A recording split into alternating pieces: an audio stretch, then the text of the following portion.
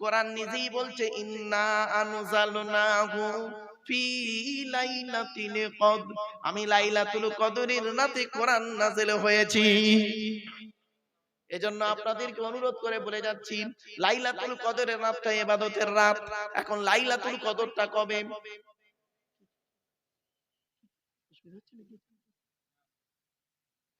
নাকি বাবা? আচ্ছা, টাইম আছে হাতে? আচ্ছা, ঠিক আছে। আসলে কি জানেন, খুব সমস্যায় পড়ি অনেক সময় তো বাবা। হ্যাঁ দাঁড়ান, আচ্ছা আচ্ছা, হাতে টাইম আমার অসুবিধে নেই বাবা, আমার হাতে টাইম এখন আলহামদুলিল্লাহ অনেক যথেষ্ট টাইম আছে। আপনাদের নিয়ে আমার টেনশন, আমার কোনো নিজস্ব টেনশন নেই। জি আমার বাপেরা আসেন, একটু একটু করে বোঝার চেষ্টা করুন, আমি চেষ্টা করবো। I shall try my. চলেন এবারে আসছি, কোরআনকে প্রশ্ন করাও, কোরআন তুমি বলো, তুমি কাদের জন্য এসেছো? কোরআন বলছে হুদাল লিন্নাস ওয়া বাইয়িনাতিম মিনাল হুদা ওয়াল ফুরকান। আমি কোরআন মানুষের হেদায়েতের জন্য এসেছি। আমি ওই স্যারকে বলছি, স্যার কোরআন এসেছে মানুষের হেদায়েতের জন্য, মানুষকে সঠিক পথে চালনা করানোর জন্য কোরআন। আপনি কি মানব জাতির মধ্যে নয়? অবশ্যই। তাহলে আপনারা এই কোরআন থেকে শিক্ষা নিতে হবে। আর মুহাম্মদ সাল্লাল্লাহু আলাইহি ওয়াসাল্লাম কি শুধু মুসলমানদের নবী? না, ভুল ভুল ধারণা। কোরআনে আল্লাহ নিজেই বলছে, শুনে নিন, উনি নোট করছেন, শুনে নিন মুহাম্মদ সাল্লাল্লাহু আলাইহি ওয়াসাল্লাম কাদের নবী। 9 নম্বর পারার 9 নম্বর পৃষ্ঠার 11 নম্বর লাইন, সূরার নাম সূরা আরাফের মধ্যে আল্লাহ পাক বলে দিলেন, কুল নবী তুমি বলো, ইয়া আইয়ুহান নাস, হে মানব জাতি। এখানে হিন্দু মুসলমান কোনো পার্থক্য নেই। কুল নবী তুমি বলো, ইয়া আইয়ুহান নাস, হে মানব জাতি, ইন্নী রাসূলুল্লাহি ইলাইকুম জামিয়া, সমগ্র কুল কায়নাতে রাসূল করে মুহাম্মদকে আল্লাহ পাঠিয়েছেন। এজন্য মুহাম্মদ সাল্লাল্লাহু আলাইহি ওয়াসাল্লামকে সারা বিশ্বের মানুষ ভালোবাসে, তাকে অনুসরণ করে। যারা তাকে অনুসরণ করে ভালো উদ্দেশ্য নিয়ে অনুসরণ করেছে, তারা হাদিসগুলো নিয়ে যারা গবেষণা করেছে, কোরআনের আয়াতগুলো নিয়ে যারা গবেষণা করেছে, তারা ইসলামের কালেমা পড়ে পরবর্তীতে মুসলমান হয়ে গেছে। দু একজনের নাম বলবো, হ্যাঁ চমকে যাবে আমার বাপেরা। এজন্য অনুরোধ করে বলে যাচ্ছি, কোরআন কি কিতাব? কোরআন এমন এক কিতাব, কোরআন পড়ুন, অর্থ বুঝে কোরআন পড়ুন, ওই ভুলভাল কোরআন বুঝে পড়বেন না বাবা। অনুরোধ করে বলছি, প্রত্যেকটা ঘটনার পিছনে, প্রত্যেকটা বাক্যের পিছনে ঘটনা আছে। এই ঘটনাকে কেন্দ্র করে এই বাক্যটি নাযিল হয়েছে, অবতীর্ণ হয়েছে, হঠাৎ করে আসেনি কোরআন, এটা মাথায় রাখবেন। কতদিন ধরে কোরআন অবতীর্ণ হয়েছে? 22 বছর 9 মাস 14 দিন। কত কত কত 22 বছর 9 মাস 14 দিন, কম বেশি 23 বছর ধরে এ কোরআন অবতীর্ণ হয়েছে। একদিনে হয়নি বাপ। আপনি কি ভাবছেন? কোরআন নিয়ে সারা বিশ্ব গবেষণা করছে। America, London, France, Britain, Japan, Jordan সব জায়গায় গবেষণা চলছে। কোরআনের বহু আয়াতকে নিয়ে, কোরআনের 1000-এরও বেশি আয়াত হলো বিজ্ঞান ভিত্তিক। 1000-এরও বেশি আয়াত হলো বিজ্ঞান ভিত্তিক। ভৌত বিজ্ঞান নেবেন, এই কোরআনে আছে। জীবন বিজ্ঞান, এই কোরআনে আছে। ভূগোল নেবেন, এই কোরআনে আছে। পরমাণু বোমা নেবেন, এই কোরআনে আছে। 1500 বছর আগে পরমাণু বোমার কথা বলা হয়েছে 22 নম্বর পারার সূরা সাবার মধ্যে। আল্লাহ বললেন, ইজা মুযিকতুম কুল্লা মুমাজ্জাক। আপনি প্লেন, এখন প্লেন চড়ছেন, 1500 বছর আগে কোরআনে আল্লাহ পাক বলে দিয়েছেন। 14 নম্বর পারা 14 নম্বর পৃষ্ঠা 14 নম্বর লাইন, সূরার নাম সূরা নাহলের মধ্যে আল্লাহ পাক বলেন, আলাম ইয়ারাউ ইলা তায়রি মুসাখখারাতিন ফি জাওবিস সামা। কোথায় আছেন আপনি? শুধু তাই নয়, ডক্টর মরিস বুখাইরি উনি করলেন কি, কোরআনের ভুল বের করতে গেলেন। কি ভুল বলল? কোরআনে ভুল আছে কি, ফেরাউনের লাশ নাকি কিয়ামত পর্যন্ত থাকবে। নাম শুনেছেন তো? ফেরাউনের লাশ কিয়ামত পর্যন্ত থাকবে। ডক্টর মরিস বুখাইরি উনি করলেন কি, গবেষণা শুরু করলেন কোরআনের ওই আয়াতকে নিয়ে। 11 পারায় সূরা ইউনূসের আয়াতকে নিয়ে গবেষণা করলেন। কখন? যে কোরআনে লেখা আছে মুসা নবী দলবল নিয়ে যাচ্ছে, পেছনে ফেরাউনের দলবল। মুসা নবী করেছেন কি, আল্লাহকে বললেন, আল্লাহ সামনে সমুদ্র, সামনে পানি, পেছনে শত্রু, কি করব? তো আল্লাহ বললেন, তুমি তোমার হাতের লাঠিটা ফেলে দাও। মুসা নবীর হাতে একটা লাঠি ছিল, নাম শুনেছেন? আচ্ছা, ওই লাঠিটা মুসা নবী কোথায় পেলেন? মুসা নবী কোথা থেকে পেলেন? গাছের ঢাল ভাঙলেন নাকি? না না না, আদম আলাইহিস সালাতু ওয়াস সালাম যখন জান্নাত থেকে এসেছিলেন অনেক কিছু নিয়ে এসেছিলেন, তার মধ্যে একটা গাছের ডাল ভেঙে এনেছিলেন আর একটা পাথর নিয়ে এসেছিলেন। সেই পাথরটার নাম হলো হজরে আসওয়াদ। যে হাজী সাহেবরা যে পাথরটায় গিয়ে চুমা দেয়, ওই পাথরটা আদম নবী সঙ্গে করে নিয়ে এসেছিলেন। জোরে বলুন সুবহানাল্লাহ। আর একটা গাছের ডাল ভেঙে এনেছিলেন। সেই গাছের ডাল ভাঙাটা কি জানেন? আদম নবীর পরে আদম নবীর সন্তান শীষ নবীর কাছে গেল ওই ডালটা, তারপরে গেল একের ইদ্রিস নবীর কাছে, তারপরে আস্তে আস্তে এলো কার কাছে? লাস্টে এলো মুসা নবীর কাছে। মুসা নবীর কাছে ওই লাঠিটা এলো। মুসা নবীর কাছে যখন এলো, তার কারামতি এই মুজিজা ওই লাঠির মুজিজা মুসা নবীর মাধ্যমে আল্লাহ পাক দেখিয়ে দিলেন। সেই জান্নাতের গাছের ডাল ভাঙা, ওই ডালটা ভাঙা ওই লাঠিটা। ভাববেন না যে ওই যাই তাই লাঠি ওটা। তো মুসা নবী বললেন, আল্লাহ আমি কি করব এমন সময়? তখন আল্লাহ পাক বললেন, মুসা তুমি এক কাজ করো, তোমার হাতে যে লাঠিটা আছে ওই লাঠিটা ফেলে দাও। যেই ফেলে দিল, 12টা রাস্তা হয়েছিল। কটা রাস্তা বাবা? 12টা রাস্তা হলো। প্রত্যেক রাস্তা দিয়ে দলবল চলে গেল। মুসা নবী ওপারে পার হয়ে গেল। তারপর আল্লাহ পাক বললেন, মুসা এবারে লাঠিটাকে তুলে নাও। যেই তুলে নিল, পানি একত্রিত হয়ে গেল। ফেরাউনের দলবল তখন মাঝখানে, ফেরাউনের দলবল মাঝখানে পানিতে ডুবে মরে গেল। ফেরাউনের দলবল যখন মরে যাচ্ছিল, ফেরাউন নিজে তখন কি বলছিল শুনো। ফেরাউন নিজে তখন বলছিল, ক্বালা আমানতু আন্নাহু লা ইলাহা ইল্লাল্লাযী আমানাত বিহি বানু ইসরাঈল ওয়া আনা মিনাল মুসলিমিন। আমি ঈমান আনছি তার উপরে, বনি ইসরাঈলরা যার উপরে ঈমান এনেছে আমি তাকে বিশ্বাস করছি। তখন আল্লাহ পাক বললেন, আল আনা ওয়া তাসাইতা ক্বাবলু ওয়া কুনতা মিনাল মুফসিদিন। আল্লাহ পাক বললেন, এই তো কিছুক্ষণ আগে তুই আমার বিরোধিতা করছিলিস, ঠিক আছে, আমি আল্লাহ আজকের করলাম কি, তোর দেহটাকে ফালিয়াউমা নুনাজ্জিকা বিবাদানিকা লিতাকুনা লিমান খালফাকা আয়া ওয়া ইন্না কাসীরাম মিনান নাসি আন আয়াতিনা লাগাফিলুন। তোর দেহটাকে আমি কিয়ামত পর্যন্ত রেখে দিলাম। তোর দেহ দেখে বিশ্বের মানুষ তারা ভাববে যে ফেরাউন বলে একজন ব্যক্তি ছিল, আল্লাহর বিরোধিতা করেছিল, নবীর বিরোধিতা করার কারণে তার দশা এইরকম হয়েছে। আজও পর্যন্ত 3700 বছরের লাশ, আজও সেই লাশ রয়েছে, ফেরাউনের লাশ। কোথায় পেয়েছেন? কোরআনের এই আয়াতকে নিয়ে ডক্টর মরিস বুখাইলি গবেষণা করে অবশেষে ইসলাম গ্রহণ করে ফেললেন। জোরে বলুন। যারা কোরআনকে নিয়ে গবেষণা করতে গেছে তারাই কোরআনের ভালোবাসায় পড়েছে। বাস্তবটাই বললাম। কোরআন পড়ুন, সঠিকভাবে পড়ুন আর গবেষণা করুন, করলেই পাবেন। কোরআন হচ্ছে পৃথিবীর সবকিছু এই কিতাবটির ভিতরে রয়েছে। 6666টা আয়াত বা বাক্যের ভিতরে সুন্দর করে টু দি পয়েন্টের উপরে ইঙ্গিত দেওয়া আছে, সূত্র হিসাবে আল্লাহ পাক দিয়ে দিয়েছেন। চলুন একবার একটু দরুদ শরীফ, আল্লাহুম্মা সাল্লি আলা মাওলানা মুহাম্মদ ওয়া আলা আলি সাইয়্যিদিনা মাওলানা মুহাম্মদ। আমার বাপেরা, আমি বুঝতে পারছি এই আলোচনা শুনতে গেলে না একটু ধৈর্যের পরিচয় লাগবে। যাই হোক, আপনাদেরকে আমি বক্তব্য শেষের দিকে নিয়ে যাব, আর বেশি নয়। তবে শেষের দিকে বক্তব্যগুলো একটু গুরুত্ব দিয়ে শুনুন। বুঝতে না পারলে আমাকে বলুন। কিয়ামতের মাঠে আল্লাহ পাক আমাদেরকে দুই দিকের প্রশ্ন করবে। কদিকে? বাবা, এ বাবা, তুই বাদামটা খেয়ে নে, খেয়ে নে, ভালো হবে। আসলে কি জানেন, এইভাবে জলসা দেবেন না। জলসার একটা গুরুত্ব আছে। কষ্ট করে আসি তো, রাগ করবেন না। আমি এটাকে ক্লাস বলে মনে করি, এটাকে একটা ক্লাস বলে মনে করি। এমএ সেকেন্ড ইয়ার স্টুডেন্টদের যখন পড়াই তখন 1 ঘন্টা, 1.5 ঘন্টা, 2 ঘন্টা চলে যায়। এটাকে একটা ক্লাস বলে মনে করি। 2.5-3 ঘন্টার একটা ক্লাস হবে। এই ক্লাসের মধ্যে অনেক কিছু শেখা, বোঝা, জানা হবে। এজন্য আমি অনুরোধ করব আপনাদেরকে, প্লিজ অ্যাটেনশন নিয়ে কথাগুলো একটু শুনুন, আপনার লস হবে না, এতটুকু বলতে পারি আপনাকে। প্লিজ একটু শুনুন, বেশি সময় দিতে হবে না, কয়েক মিনিট একটু সময় দিন, গুরুত্ব দিয়ে শুনুন, আমি অনুরোধ করছি আপনাদেরকে। চলুন, কিয়ামতের মাঠে সৃষ্টিকর্তা আমাকে আপনাকে দুই দিকের প্রশ্ন করবে। দুই দিকের প্রশ্ন। 1 নাম্বার প্রশ্ন হবে হুকুকুল্লাহ, আল্লাহর হক সম্পর্কে। 2 নাম্বার প্রশ্ন হবে হুকুকুল ইবাদ, বান্দার হক সম্পর্কে।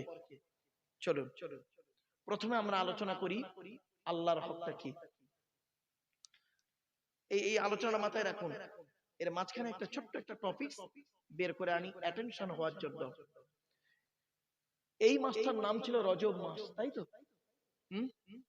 আল্লাহ নবী মেরাজে গিয়েছিলেন, তাই তো? আরে ভাই বলুন না, কথা বলুন না। জান্নাত জাহান্নাম দেখলেন, তাই তো? তো জান্নাতে কি দেখলেন, জাহান্নামায় কি দেখলেন, সংক্ষেপে একটু দয়া করে একটু শুনে যান। নবীজি জান্নাতের ভিতরে হাঁটছিলেন, স্বর্গের ভিতরে হাঁটছিলেন। হাঁটতে হাঁটতে হঠাৎ একজনের জুতোর আওয়াজ নবীর কানে এলো। জুতোর আওয়াজ জান্নাতের ভিতরে। নবীজি মনে মনে ভাবলেন, স্বর্গের ভিতরে জান্নাতের ভিতরে জুতোর আওয়াজ কার রে? নবীজি বলছেন, আমি ঘুরে তাকিয়ে দেখি, সামিতু খসখসাতান আমামি ফিল জান্নাতি ফাইজান বেলালুন, বেলালেরই জুতোর আওয়াজ। আল্লাহর নবী পরে বেলালকে জিজ্ঞাসা করলেন, বেলাল পৃথিবীতে কি এমন কাজ করেছো তোমার জুতোর আওয়াজ আমি জান্নাতে শুনতে পেলাম? বেলাল ঝরঝর করে কাঁদছে। বেলাল কি বলছে জানেন? সংক্ষেপে বলে দিচ্ছে, শুনে নিন মা বোনেরাও শুনুন। বেলাল বলছে, হে নবী, পৃথিবীতে তেমন কোনো কিছু করতে পারিনি আমি, তবে দুটো কাজ করি। কি? এক নাম্বার, জীবনে কোনোদিন বেশিক্ষণ নাপাক অবস্থায় থাকি না। ভাষা বুঝতে পারলেন? নাপাক অবস্থায় আমি বেশিক্ষণ থাকি না। বলছে কি করো? বলছে, হে নবী, দেহ থেকে যখন নাপাক হয়ে যায় তখন অজু গোসল তায়াম্মুম যেটার প্রয়োজন সেটা করে আমি সঙ্গে সঙ্গে নাপাক থেকে পাক হয়ে যাই। কেন? কারণটা কি? বলছে, আমি ওই নাপাক অবস্থায় যদি মারা যাই, নাপাক দেহ নিয়ে, অপবিত্র দেহ নিয়ে সৃষ্টিকর্তার সামনে কিভাবে দাঁড়াবো? আর আপনি কি করেছেন? স্বামী স্ত্রী রাত 12টার সময় নাপাক হয়েছেন, পরের দিন বেলা 2টোর সময় গোসল করছেন বাজার ঘুরে এসে। এই নাপাক দেহ নিয়ে বাজার করলেন, সবকিছু করে এসে আপনি কাজ করছেন, গোসল করছেন। আবার কি? গোসলের 3টে ফরজ, গড়গড়া সহ কুল্লি করা, নাকের নরম গোস্ত পর্যন্ত পানি পৌঁছানো, সারা শরীরটা ভালো করে ধৌত করা, 3টি আদায় করলেন না। আপনি পাক হয়ে গেলেন। আগে নাপাক থেকে পাক হন, 1 নাম্বার। 2 নাম্বার, নবী বেলাল বলছেন, হে নবী, আমি নাপাক থেকে পাক হয়ে মসজিদে নববীতে ঢুকে 2 রাকাত তাহিয়াতুল ওযুর নামাজ আদায় করি। এই নাপাক শব্দটা যখন এলো শুনে নিন। আল্লাহর নবী একদিন রাস্তা দিয়ে যাচ্ছে কিছু সঙ্গীকে নিয়ে, 2 কবরের মাঝখানে নবী দাঁড়িয়ে গেলেন। বুখারীর হাদিস। 2 কবরের মাঝখানে দাঁড়িয়ে গেলেন নবীজি। নবীজি বলেন, এই দাঁড়াও দাঁড়াও দাঁড়াও দাঁড়াও দাঁড়াও, সব দাঁড়াও দাঁড়াও। এই 2 কবরবাসীর জন্য আমার একটু দোয়া চাইবো আল্লাহর কাছে। কবরবাসীদের উদ্দেশ্যে জলসা না? হ্যাঁ, কবরে ঢুকবেন তো? ঢোকার আগে শুনে নিন, যারা গেছে একবারও ফিরে আসেনি, যদি একটা ফিরে আসতো না, একজন এক পিস এই কাপন পরা অবস্থায় যদি এসে মাইকের সামনে বলতো, ভাই রে এত মার মারছি, কোনো ব্রেক দিচ্ছে না, কথায় কথায় মারছে, সবকটা জলসার প্যান্ডেলে ঢুকে যেত, মসজিদ আর ভর্তি হয়ে যেত।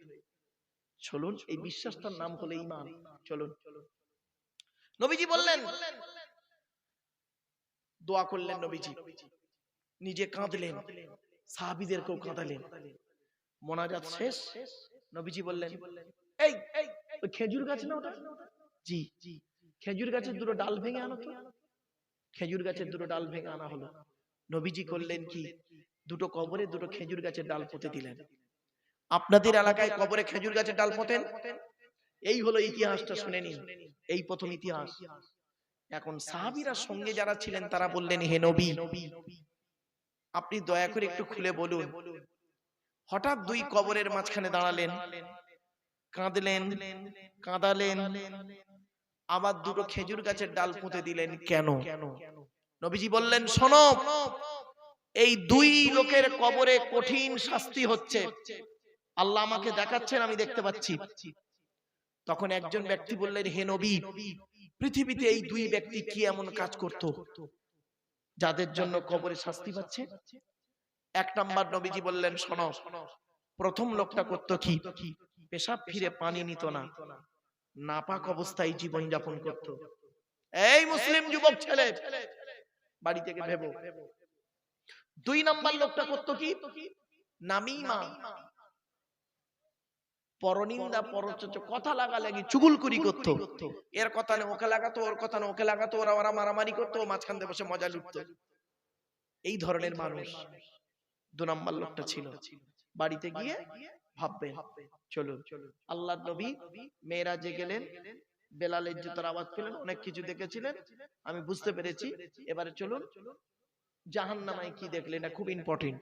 এই মা বোনেরা, এই গ্রামের দত্তপাড়ায় যত আজকের মা বোন এসেছেন ওয়াজ শুনতে, আর যত পুরুষ এসেছেন জলসা শোনার নাম করে এসেছেন, দয়া করে প্যান্ডেলের ভিতরে ঢুকে পড়ুন। আমি এই গুরুত্বপূর্ণ কয়েকটা কথা বলবো। নবীজি বলছেন, জাহান্নামের দরজাটা খুললো, 19 জন ফেরেশতা মিলে। জাহান্নামের 19টা ফেরেশতা, কটা মাথায় রাখুন, 19 জন ফেরেশতা মিলে জাহান্নামের দরজাটা খুললো। খুলতেই আমি দেখতে পেলাম জাহান্নামের গেটে যাদেরকে দেখতে পেলাম, যুবক যুবতীদের লজ্জাস্থান থেকে পূজার রক্ত বেরোচ্ছে, আর তারা খুব চিৎকার করছে। আল্লাহর নবী বললেন, আমি জিবরাইলকে জিজ্ঞাসা করলাম, মান হাউলাকি ইয়া কি জিবরাইল, ও ভাই জিবরাইল এরা কারা? জিবরাইল বললেন, এরা আপনার উম্মত। বলে, এদের অপরাধটা কি? জিবরাইল বললেন, এরা হলো পৃথিবীতে জেনাকারী, ব্যভিচারকারী নারী আর পুরুষ। হে জলসা কমিটি, জলসা দেন ভালো কাজ, কিন্তু দয়া করে জলসা দেওয়ার আগে মেলা বসাবেন না। আর দু নাম্বার কথা বলে যাচ্ছি, অনুরোধ করছি আপনাদেরকে, জলসা কমিটি স্ট্রং হয়ে একটাই কথা বলবেন, যত মেয়ে ছেলে এসেছে প্রত্যেক মেয়েকে বলবেন, দয়া করে আপনি আপনার প্যান্ডেলে যান, নইলে বাড়ি চলে যান। পুরুষদেরকে বলবেন, দয়া করে আপনি প্যান্ডেলে যান, নইলে বাড়ি চলে যান। কেন? যদি আজকের এই জলসায় কোন যুবক যুবতী ব্যভিচার করে, আর ওই ব্যভিচারের পাপের বোঝা ওই যুবক যুবতীর বাম্মার ঘাড়ে পড়বে, জলসা কমিটিরও ঘাড়ে পড়বে। কি ভাবছেন? জলসা খুব সেনসিটিভ জিনিস। আমরা তো জলসাটাকে ক্যাজুয়াল মনে করি, কিন্তু না, ক্যাজুয়াল জিনিস নয়, এটা সিরিয়াসলি ম্যাটার। চলুন এগিয়ে যাচ্ছি। আর একটু নবীজি করলেন কি, একটু দূরে তাকিয়ে দেখলেন কিছু লোকের গাল থেকে গোশত খসে পড়ে যাচ্ছে, পচে পচে মাংস খসে পড়ে যাচ্ছে। জিবরাইলকে জিজ্ঞাসা করলেন, ও ভাই জিবরাইল, এরা কারা? জিবরাইল বলল, এরা হলো আল খুম্মার, মদ্যপানকারী, মদ খেত এরা পৃথিবীতে। এই কোরআনে আছে 4 জায়গায় মদ খাওয়া হারাম। হযরত মুহাম্মদ সাল্লাল্লাহু আলাইহি সাল্লামের জামানায় কোন মানুষ যদি মদ খেয়ে মাতলামি করত, 40 গা বেত মারা হতো। হযরত আবু বকর সিদ্দিক রাদিয়াল্লাহু তাআলা আনহুর জামানায় মদ খেয়ে যদি কেউ মাতলামি করত, 40 গা বেত মারা হতো। কিন্তু হযরত উমারের যুগ যখন এলো, কোন ব্যক্তি যদি মদ খেয়ে মাতলামি করত, 80 থেকে 100 গা বেত মারা হতো তাকে। আপনি কি ভাবছেন? এরই নাম কোরআন, অ্যাকর্ডিং টু ইসলামিক ল, আল্লাহর বিধান। শুধু তাই নয়, ব্যভিচার করা তো দূরের কথা, ব্যভিচারের ধারে বাড়ে তোমরা যেও না, কোরআন বলছে। ব্যভিচার করলে কি শাস্তি? মা বোনেরা শুনে নিন, রাসূলুল্লাহ বলেছেন, কোরআনের দলিল, আয-যানিয়াতু ওয়াজ-যানি ফাজলিদু কুল্লা ওয়াহিদিন মিনহুমা মিয়াতা জালদা। ব্যভিচারকারী নারী হোক আর পুরুষ হোক, নো কনসিডার, নো কনসেশন, কোনো দয়া মায়া চলবে না, 100 গা বেত মারা হবে। যুবক যুবতী যদি ব্যভিচার করে, এই ছেলে, জেনা না করে বিয়ে করো। বিয়ে করলে আল্লাহ খুশি হয়, শয়তান নারাজ হয়। আর জেনা করলে, ব্যভিচার করলে শয়তান খুশি হয়, আল্লাহ নারাজ হয়। তুমিই সিদ্ধান্ত নাও কোনটা করবে। ব্যভিচারকারী নারী হোক আর পুরুষ হোক, তাকে 100 গা বেত মারা হবে অবিবাহিত হলে। আর বিবাহিত হলে দু ছেলের মা চার ছেলের বাপের সঙ্গে জেনা করছে, পরকিয়া, তার শাস্তি কি শুনবেন? তার শাস্তি হলো কোমর পর্যন্ত পুঁতে দিয়ে দুধ থেকে পাথর মারতে মারতে মেরে ভালো। কোথায় আছেন আপনি? আপনি ভাবলেন কি ব্যভিচার করে বসে আছেন? আপনি বুড়ো বয়সে হজ করে এসেছেন বলে কি সব মাফ হয়ে গেল না? কে বললো? পাপের ডায়েরিতে আপনার নামটা লেখা আছে, এটা মনে রাখবেন। চলুন এগিয়ে যাচ্ছি। মুহাম্মদ সাল্লাল্লাহু আলাইহি সাল্লাম বললেন, আর একটু দূরে আমি তাকালাম, আর একটু দূরে তাকিয়ে দেখছি আর একটা আশ্চর্য ঘটনা দেখলাম। কি? ফেরেশতারা করেছে কি, কিছু মানুষের জিভগুলো টেনে ধরে আগুনের কাঁচি দিয়ে কাটছে। তারা খুব চিৎকার করছে। আমি জিবরাইলকে জিজ্ঞাসা করলাম, মান হাউলা কি জিবরাইল? ও ভাই জিবরাইল, এরা কারা? জিবরাইল বললেন, এরা হলো আপনার উম্মত। নবী মুহাম্মদ সাল্লাল্লাহু আলাইহি ওয়াসাল্লাম বললেন, আমার উম্মত? কি এমন অপরাধ করেছিল পৃথিবীতে যাদের জিভগুলো টেনে ধরে আগুনের কাঁচি দিয়ে কাটে? জিবরাইল বলেছিলেন, হে নবী, আপনি কি জানেন আপনার উম্মতের ভিতরে কোন শ্রেণীর উম্মতেরা? বলছে না। নবী জিবরাইল বললেন, এরা হলো আপনার উম্মতের ভিতরে কিছু কিছু কিছু আলেম আর বক্তা। কিছু আলেম আর বক্তা। আল্লাহর নবী বললেন, আমি তো পৃথিবীতে বলে এসেছিলাম, আল উলামাউ ওয়ারাসাতুল আম্বিয়া, আলেমরা হলো নবীদের ওয়ারিস, উত্তরাধিকারী। তো এদের অবস্থা এমন কেন? এদের অপরাধটা কি? জিবরাইল বললেন, এদের অপরাধ হলো মারাত্মক। এরা লোককে বড় বড় ভালো ভালো কথা বলতো। এরা স্টেজে গিয়ে লোককে বলতো, তোমরা নামাজ পড়ো, রোজা রাখো, হজ করো, যাকাত দাও, পিতামাতার সেবা যত্ন করো, ভাই ভাই মিলেমিশে চলো, স্ত্রীর হক আদায় করো, ছেলে মেয়ের দায়িত্ব পালন করো। আর ও নিজেই 5 ওয়াক্ত নামাজ পড়তো না, ও নিজে রোজা রাখতো না, ও নিজেই ব্যভিচার করতো। শুধু তাই নয়, ও লোককে বলতো বাম্মার ভাত দাও, ওর নিজের বাম্মাকে ভাত দিত না। ও লোককে বলতো স্ত্রীর হক আদায় করো, ও নিজের ওর স্ত্রীর হক আদায় করতো না। এই জন্য কিয়ামতের মাঠে ওদেরকে জাহান্নামে ফেলে জিভগুলো টেনে ধরে আগুনের কাঁচি দিয়ে কাটা হচ্ছে। ইয়া আইয়ুহাল্লাযীনা আমানু লিমা তাকুলুনা মা লা তাফআলুন কাবুরা মাকতান ইনদাল্লাহ আম তাকুলু মা লা তাফআলুন। 28 নম্বর পারা 10 নম্বর পৃষ্ঠা 12 নম্বর লাইন, সূরার নাম সূরা সফের 2-3 নম্বর আয়াতে আল্লাহ বলছেন, হে ঈমানদার বান্দাগণ, ওগুলি কেন তোরা লোককে বলিস যেগুলি তোরা নিজেরা করিস না? কাবুরা মাকতান ইনদাল্লাহ, আল্লাহর কাছে অপছন্দনীয় জিনিস ওই সমস্ত। আনতাকুলু, তোরা লোককে বলে বলে বেড়াস, মা লা তাফআলুন, যেগুলি তোরা নিজেরা করিস না। এরপরে আল্লাহ বলছেন, এই আব্দুল্লাহ কিলিমারু, তুই নিজে আগে জাহান্নামের আগুন থেকে বাঁচ, তোর স্ত্রী ছেলে মেয়েকে জাহান্নামের আগুন থেকে বাঁচা। ইয়া আইয়ুহাল্লাযীনা আমানু কু আনফুসাকুম ওয়া আহলিকুম নারা। 28 নম্বর পারার 19 নম্বর পৃষ্ঠার 12 নম্বর লাইন, সূরার নাম সূরা তাহরিমের 6 নম্বর আয়াত। হে ঈমানদার বান্দাগণ, তোরা নিজে আগে জাহান্নামের আগুন থেকে বাঁচ, স্ত্রী ছেলে মেয়েকে জাহান্নামের আগুন থেকে বাঁচা। ও দত্তপাড়ার মানুষেরা শুনে নিন, বাবাজি কি বললাম তো কি? বাবা দত্তপাড়ার মানুষেরা শুনে রেখে দিন, আপনাদের তো বিচার কমই হয়ে যাবে।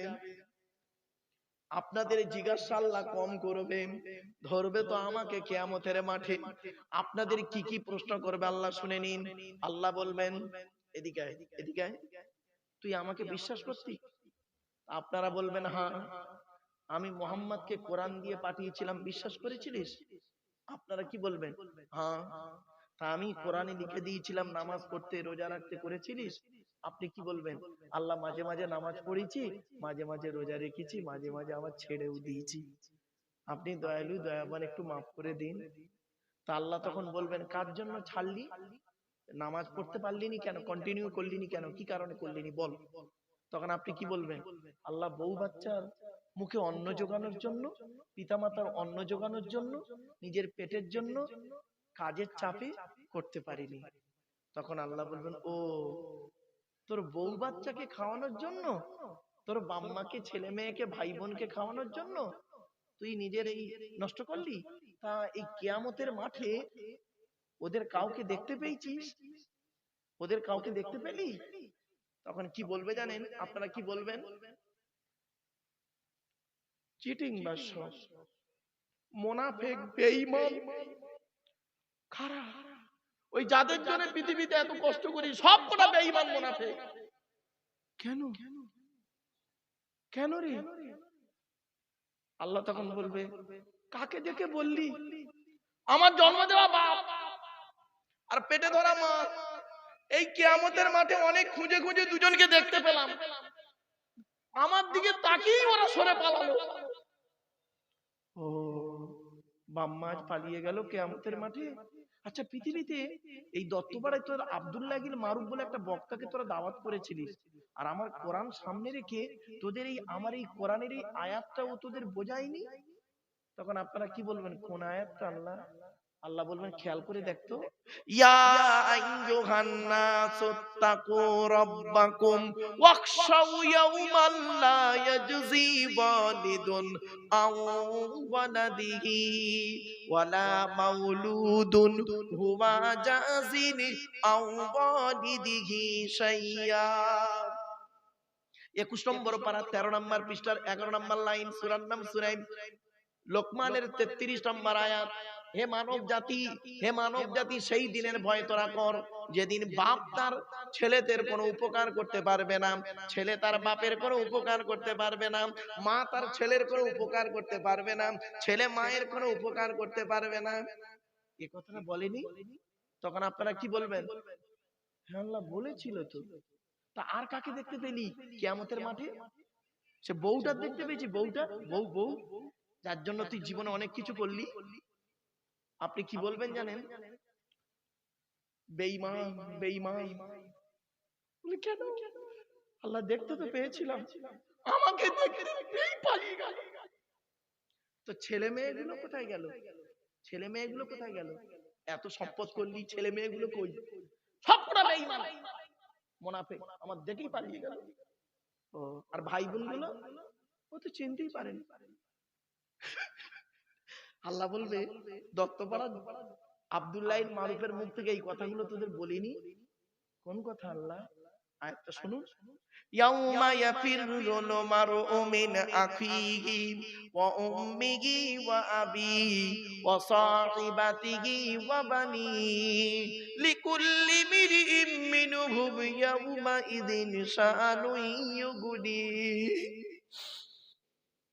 সেই দিনের ভয় তোরা কর যেদিন স্বামী তার স্ত্রী থেকে সরে পড়বে, স্ত্রী স্বামী থেকে সরে যাবে, ভাই বোন থেকে সরে যাবে, বোন ভাই থেকে চলে যাবে, ছেলে বাপ থেকে, বাপ ছেলে থেকে চলে যাবে, এমনকি বন্ধু বান্ধব তোর থেকে চলে যাবে। প্রত্যেকেই বলবে, আল্লাহ আমার কি হবে, আমার কি হবে? এ কথা বলেনি? তখন আপনারা কি বলবেন? হ্যাঁ বলেছিল, বলেছিল তো। قالوا বালা, হ্যাঁ বলেছিল, ওয়ালাকিন হাক্কাত কালিমাতুল আযাবি আলাল কাফিরিন। আমার বাপেরা, আপনারাই তখন বলবেন আল্লাহ বলেছিল, কিন্তু আমরা ঠিক মানিনি, জানেন, মানতে পারিনি। আল্লাহ বলবে, এবার কি হবে? কি হবে বল, তুই নিজেই বল, তুই নিজেই বল কি হবে তোর অবস্থা? কি জবাব দেবে? সেই দিন এখানে বসে বসে ভাবুন, যারা কবরে ঢুকেছে ওরা এখন টেনশনে আছে, ওরা টেনশনে আছে যেগুলো ঢুকে গেছে। আর আপনারা এখানে জীবিত আছেন, এখন কিছু খেয়াল পড়ছে না। যেদিন চোখ দুটো বন্ধ হয়ে যাবে, খাঁচা থেকে প্রাণ পাখিটা উড়ে যাবে, দেখবেন আর কোনো কিছুই থাকবে না। এই জীবন শুরু হয়েছিল আমাদের এইভাবে, দেখুন এইভাবে। আল্লাহ বলছে, মায়ের পেট থেকে যেদিন এলি তোর হাত দুটো ছিল এইরকম মুঠো মারা, আর মরে যাবি যেদিন হাত দুটো আর মুঠো মারা থাকবে না, তখন সোজা হয়ে গেছে, সোজা হয়ে গেছে। কাপনের পকেট নেই। পৃথিবীতে যে কদিন বাঁচবি, টাকা পয়সা গুলো, ধন সম্পদ গুলোকে ভালো রাস্তায় ব্যয় করে চলে যা।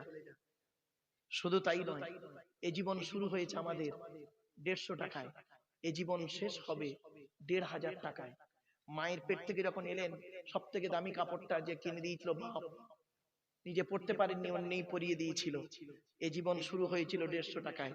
আর যেদিন মারা যাবেন, নাম হলো তার কাপন, কাপন তার দাম হবে 1500 টাকা, খুব বেশি হলে। নিজে পড়তে পারবে না, অন্যই পরিয়ে দেবে। কোথায় আছেন? যেদিন মায়ের পেট থেকে এলাম, হিন্দু, মুসলিম, জৈন, ব্রাহ্মণ, খ্রিস্টান, কুলি, সাঁওতাল, বাগদি, দুলে প্রত্যেকের একটাই নাম ছিল, কি জানেন? শিশু। কি বললাম? কি বললাম? শিশু। আর যেদিন আমরা মারা যাব, প্রত্যেকের একটাই নাম, কি বলুন তো? লাশ। কি বললাম? আগে চলে গেছে বাঁশ। করবেন না, এই হাসছেন। বাঁশ দুই রকমের হয়, একটা বাঁশ যায় চাপা দেওয়ার জন্য, আর একটা বাঁশ যায় পেটাই দেওয়ার জন্য। বাবা, শ্মশানে কোনোদিন মরা পড়ানো দেখেছেন? বাড়িতে গিয়ে ভাববেন। কবরে দেখেছেন? দুটো বাঁশ, দুই রকমের বাঁশ, একই জিনিস, দুটো কাজে ব্যবহার হয়। কোথায় আছেন আপনি? মায়ের পেট থেকে যখন আমরা এলাম, আমাদের আসার রাস্তা হলো একটা, বাপের পৃষ্ঠ হতে, মায়ের পেটে থেকে, ঠিক না বেঠিক? যাওয়ার রাস্তা কিন্তু আলাদা। কেউ যায় শ্মশানে, কেউ যায় কবরে, কেউ যায় গর্তে। বাড়ি থেকে ভাববেন। কেউ আবার বাঘের পেটে, হাঙরের পেটে, হয়ে গেল। এখানে বসে বসে ভাবুন, এখানে বসে বসে ভাবুন। ভাবার নাম ওয়াজ। শুনে বুঝে প্র্যাকটিক্যাল করুন। চলুন এগিয়ে যাচ্ছি, সোনার লোকের অভাব রে বাপ, চলুন এগিয়ে যাই। এবার আসছি, আল্লাহর নবী মেরাজ এইগুলো দেখলেন। আপনাকে প্রশ্ন করতে হবে, জবাব দিতে হবে আপনাদেরকে। এখানে যত হিন্দু মুসলিম প্রত্যেকেই আপনারা দাঁড়িয়ে বসে আছেন, প্রত্যেকের জবাব দিতে হবে, কিন্তু 10টা প্রশ্নের উত্তর দিতেই হবে। 10 রকম প্রশ্নের উত্তর দিতেই হবে পুরুষদেরকে। এই 10 রকম প্রশ্ন পুরুষদের হবে, এর উল্টো হবে নারীদের। কি কি? 1 নাম্বার, কিয়ামতের মাঠে আল্লাহ বলবেন, এই এদিকে আয়, স্বামী হিসাবে কতটা দায়িত্ব পালন করেছিস? এখানে যত স্বামী আছেন, বাড়িতে গিয়ে ভাববেন স্ত্রীর কতটা দায়িত্ব পালন করেছেন। 2 নাম্বার, পিতা হিসাবে কতটা দায়িত্ব পালন করেছিস? এখানে যারা বাপ হয়েছেন, জন্ম দেওয়া ছেলে মেয়ে জন্ম দিয়েছেন, কতটা দায়িত্ব পালন করেছেন, বাড়ি থেকে ভাববেন। 3 নাম্বার, ভাই হিসাবে কতটা দায়িত্ব পালন করেছিস? বোনের ফারাইজি অংশগুলো দিয়েছিলিস? 4 নাম্বার, ছেলে হিসাবে কতটা দায়িত্ব পালন করেছেন? পিতামাতার হক আদায় করেছেন? আগে ভালো ছেলে হন, পরে ভালো জামাই হবেন। আমরা এখানে যা আছি, ভালো জামাই হতে পেরেছি, ভালো ছেলে হতে পারিনি। আমার শ্বশুর আমাকে বলে আমার জামাই খুব ভালো, আমার শাশুড়ি আমাকে বলে আমার জামাই খুব ভালো। আর আমার জন্ম দেওয়া বাপটা কি বলে জানেন? ও জন্ম দিয়ে পাপ করেছি। পেটে ধরা মাটা কি বলে শুনবেন? পেটে ধরে ভুল করেছি। কেন? কেন? বাড়ি থেকে ভাববেন। 75 বছরের বুড়ো বাপ, 75 বছরের বুড়ো বাপটা যদি 50 বছরের ছেলেটাকে একবার আব্বা বলে ডাকে, জানবেন 75 বছরের বুড়ো বাপের আব্বা ডাকটা হলো আল্লাহর রহমতের আরশে আজিমের ডাক। বাড়ি থেকে ভাববেন। 5 নাম্বার হলো চাচা হিসেবে কতটা দায়িত্ব পালন করেছেন। এখানে যদি চাচা বা কাকা বসে আছেন, বাপ মারা গেছে, চাচা বেঁচে আছে, ছোট ছোট ভাইপোদের সম্পত্তি নিজের নামে রেকর্ড করে নিয়ে বসে আছেন, তাই না? চলুন কবরে, ওই মাঠে দেখা হবে। 6 নাম্বার হলো খুব ইম্পর্টেন্ট, দুলা ভাই হিসাবে যারা আছেন। কি ভাই বলেন? দুলা ভাই বলেন না বোনাই বলেন? কোনটা? দুটা। এই বোনাইদের আর দুলা ভাইদের যে কি করবে আল্লাহ কিয়ামতের মাঠে, তোদের চ ওই মাঠে চ। শালির সঙ্গে খুব ইয়ারকি মারা না? শালির সঙ্গে খুব ইয়ারকি মেরেছিলে না? কিয়ামতের মাঠে তোমার মতো বোনাইকে জাহান্নামায় দেওয়া হবে। এই দুলা ভাই আর বোনাইয়ের সঙ্গে আরেক পিস আছে, সেই পিসটার নাম শুনুন, দেওর। কি বললাম? খতরনাক জিনিস, খতরনাক। আল্লাহ, এই মা বোনেরা শুনে নিন, আল্লাহর নবীর কাছে একদিন নারী জাতিরা এসেছে, এসে বলছে, হে নবী, পৃথিবীতে আমরা কাকে বেশি ভয় করব বলুন? আল্লাহর নবী বললেন, তোমরা মরণকে ভয় করো। এই দেওর না ভাসুর কোনটা? এ পালাচ্ছে নাকি? আসবে, ও আসবে, ছেলে ভালো। আর কয়েক মিনিট বাপ একটু ধৈর্যের পরিচয় দিন। শোনেন, বাস্তব বলছি আপনাদেরকে। নবীজি বলেছেন দেওর থেকে দূরে সরে থাকো। মৃত্যুর মতো দেবরকে ভয় করো। এখানে অনেক দেবর আছে, দেবর কি হিন্দু কি মুসলিম, ভাবিদের সঙ্গে যত নোংরা নোংরা ইয়ার কি করে, হারাম হারাম হারাম। এবার আসছি 7 নাম্বার, 6 নাম্বার হলো 7 নাম্বার, খালু। খালার বরকে কি বলেন? এখানে যত খালু আছে ওদের ব্যবস্থা যে কি হবে, চলো। এর সঙ্গে আরেক পিস আছে, ফুপুর বরকে কি বলেন? জামাই বাবু, ফুপা। 8 নাম্বারটা খুব ইম্পর্টেন্ট, খুব ইম্পর্টেন্ট, খুব ইম্পর্টেন্ট, মামা। এখানে যত হিন্দু মুসলমান মামা আছে, মামা, এই মামাদেরকে আল্লাহ কিয়ামতের মাঠে ধরবে। এদিকে আয়। তোর বোনের স্বামীটা অ্যাক্সিডেন্টে মারা গেল, দুটো ছোট ছোট বাচ্চা রেখে। ঈদের সময়, পূজোর সময় তুই কি করেছিলিস? তোর বউ বাচ্চার জন্য ভালো ভালো কিনলি, আর ভাগনা ভাগ্নির খবর নিলি না। তোর মতো মামা আজকের জাহান্নামী নরকবাসী। বাড়ি থেকে ভাববেন। 9 নাম্বার হলো দাদু। দাদু বুড়োগুলো ধরবে, বুড়োগুলো, দাদু যারা আছেন দাদু ধরবে। শোনেন, আল্লাহ বলবেন এদিকে আয়। তো 4টে ছেলে দিয়েছিলাম, বড় ছেলেটা চাকরি করতো না, প্রচুর টাকার মালিক ছিল বড় ছেলে। বড় ছেলের ছেলেকে তুই বেশি করে লজেন কিনে দিতি, বিস্কুট কিনে দিতি। আর ছোট ছেলেটা টোটো চালাতো, তার ছেলেকে তো একবার দেখলিনি। তোর মতো দাদুর নামাজ রোজা হজ কিছুই কবুল করব না। বাড়ি থেকে ভাববেন। 10 নাম্বার হলো নানা। নানা যারা আছে, নানা, এখানে এই নানাগুলো ধরবে।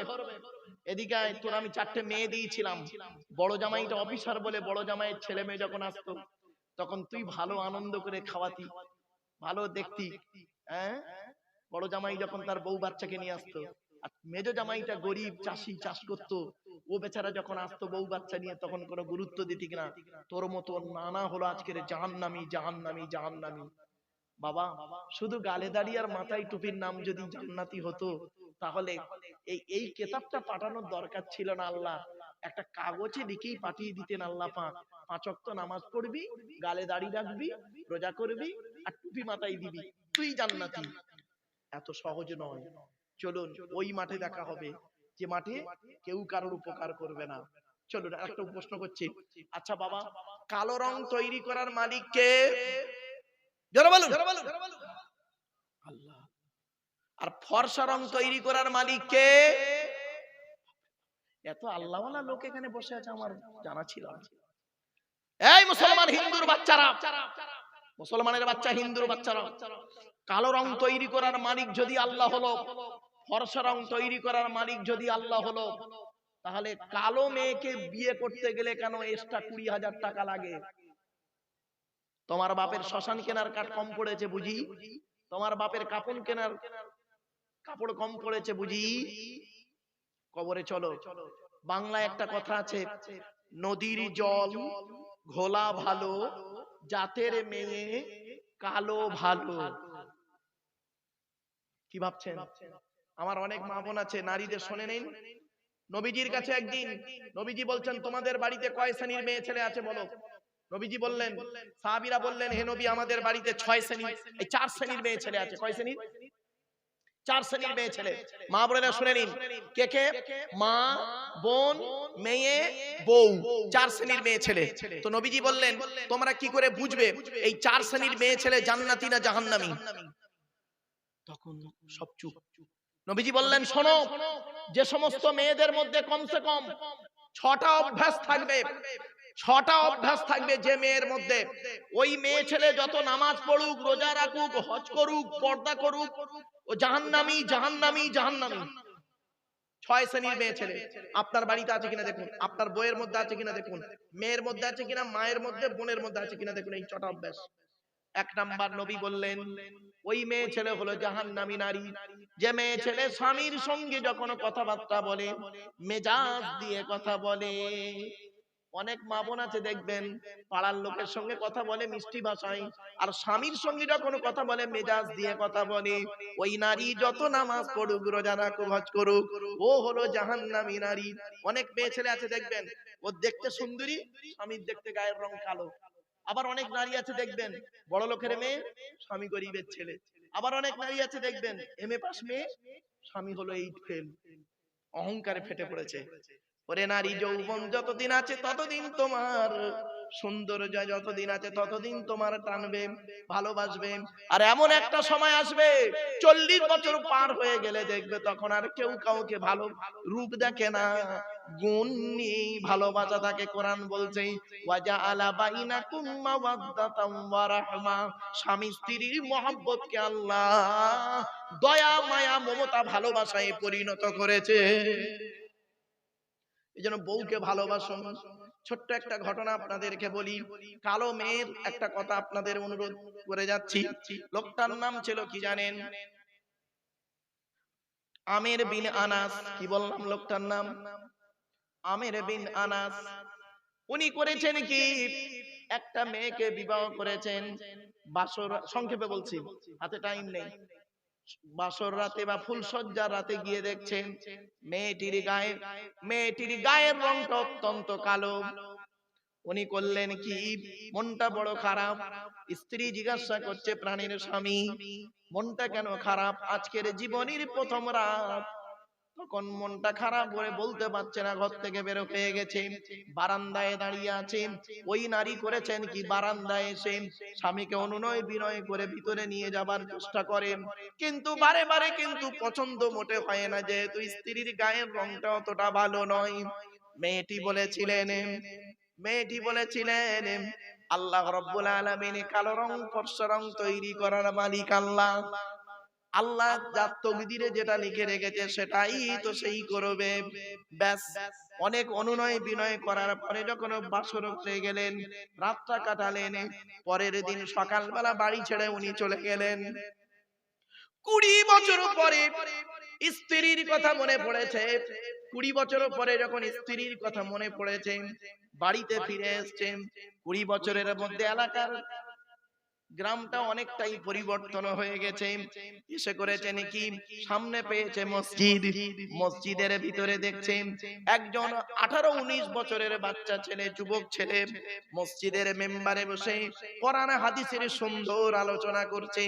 এলাকার মানুষগুলো, মসজিদ ভর্তি লোক, মনোযোগ সহকারে শুনে যাচ্ছে। বক্তব্য শেষ হয়ে যাবার পরে উনি করেছেন কি, পাশের একজন ব্যক্তিকে বলছেন, ভাই এই যে ছেলেটি সুন্দর আলোচনা করেছে, এই ছেলেটির পরিচয়টাকে একটি বলুন। লোকটি বলল, এই ছেলেটি হলো বর্তমান সময়ের সবথেকে বড় আলেম, ইনি হলেন ইমাম মালিক রাহমাতুল্লাহ। বলে ওনার বাপের নাম কি? বলে ভাই ওর বাপের কথা জিজ্ঞাসা করো না। বাপ আর মায়ের বিবাহ হলো, কয়েকদিনের মধ্যে ওর বাপ বাড়ি ছেড়ে চলে গেল, আর বাড়ি ফেরে না। ওর বাপের নামটা কি? বলে বাপের নাম হলো আমির বিন আনাস। সঙ্গে সঙ্গে চমকে উঠেছে। বক্তব্য শেষ হয়ে গেছে, মসজিদ থেকে সব লোক বাড়ির পথে, উনিও বাড়ির পথে যাচ্ছেন। এবার আমির বিন আনাস করেছেন গিয়ে বলছে আসসালামু আলাইকুম। সালাম দিয়ে বলছে, মা বোনেরা শুনে নিন, সালাম দিয়ে বলছে, যা কোথায় বাড়ি বাবা? বলছে এই জায়গায় বাড়ি। বাপের নাম কি? বলছে আমার বাপের নাম আমির বিন আনাস। তখন বলছে তোমার আব্বা কোথায়? বলে আমার আব্বার খবর কি বলবো, মায়ের মুখ থেকে শুনি আমার আব্বা বিবাহের কয়েকদিন পরে এলাকা ছেড়ে চলে গেছেন, আর বাড়ি ফেরেনি। মায়ের কাছ থেকে শুনেছি বাপের কথা, তবে আমি আল্লাহর কাছে দুটো দোয়া চাই। এক নাম্বার বলি, আল্লাহ আমার বাপ যদি পৃথিবীতে মারা যায়, আল্লাহ তাকে জান্নাতুল ফেরদাউস নসিব করিও। আর যদি আল্লাহ আমার বাপ পৃথিবীতে জীবিত থাকে, জীবনে কোনো না একদিন আমার সঙ্গে দেখা করিয়ে দিও। তখন আমির বিন আনাসের চোখ থেকে ঝরঝর করে পানি পড়ছে। হযরতে আমির বিন আনাস করেছেন কি জানেন? ছেলেকে নিয়ে যাচ্ছেন, কিন্তু পরিচয় দেয়নি। বলছে তোমার বাড়িতে আমাকে একটু নিয়ে যাবেন? বলে চলুন। গেটের কাছে গিয়ে বলছেন এটাই আমার বাড়ি। তখন বলছে বাবা আমি তোমার বাড়ির ভিতরে যাব না, তুমি তোমার মাকে গিয়ে সালাম দিয়ে বলবে বাইরে একজন লোক আপনাকে সালাম দিয়েছে, আর একটা কথা বলবেন, আপনি যাকে ঘৃণা করছেন আল্লাহ হয়তো তার মধ্যে ভালো কিছু রেখেছে। রাখতে পারে না? এই কথাটুকু গিয়ে বলবে হযরতে ইমাম মালিক রাহমাতুল্লাহ আলাইহি ঘরের ভিতরে গিয়ে বলছেন, আম্মা জান, বাহিরে একজন ভদ্রলোক এসে আপনাকে সালাম দিয়েছেন আর একটা কথা বলেছেন, আপনি যাকে ঘৃণা করছেন তার মধ্যে আল্লাহ হয়তো অনেক কিছু ভালো রেখে দিতে পারেন। এই কথা বলার সাথে সাথে ইমাম মালিকের মায়ের চোখ থেকে অঝর নয়নে পানি পড়ছে। বলছে, মা কাঁদেন কেন? লোকটিকে কি চেনেন নাকি? ইমাম মালিকের মা বলছে, বাবা চিনি চিনি, খুব ভালো রকম লোকটাকে চিনি। ওই লোকটা অন্য কেউ নয়, উনি হলেন তোমার আব্বা জান, সসম্মানে বাড়ি আনো। কি বুঝলেন? কালোর সম্মান কোথায় আল্লাহ দিয়েছে আপনি তো জানেন না। এজন্য নারীর গায়ের রং কালো ফর্সাটা বড় ব্যাপার নয়। নারী